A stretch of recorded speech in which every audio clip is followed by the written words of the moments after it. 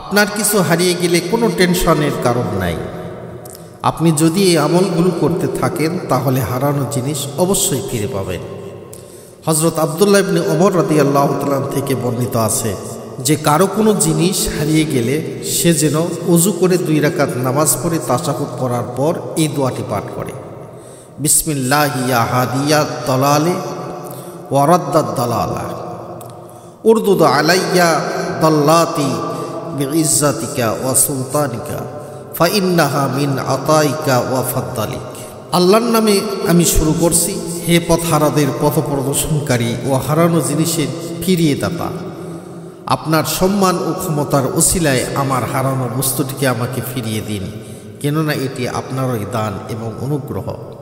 আল্লাহ পাকের কাছে দোয়া করতে হবে।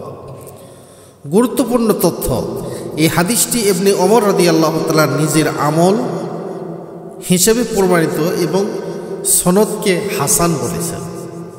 অনেক আলেম এই আমলটিকে উৎসাহিত করেন। অপর আরও একটি আমল, যে কোনো বিপদে আল্লাহর সাহায্য লাভের জন্য নামাজ আদায় করা হাদিসের দ্বারা প্রমাণিত। তাই কোনো জিনিস হারিয়ে গেলে 2 রাকাত সালাত আদায় করে আল্লাহর কাছে দোয়া করা যেতে পারে। এক্ষেত্রে নিচের দোয়াগুলি পাঠ করা যাবে, লা ইলাহা ইল্লা আনতা সুবহানাকা ইন্নী কুনতু মিনাজ জালিমিন।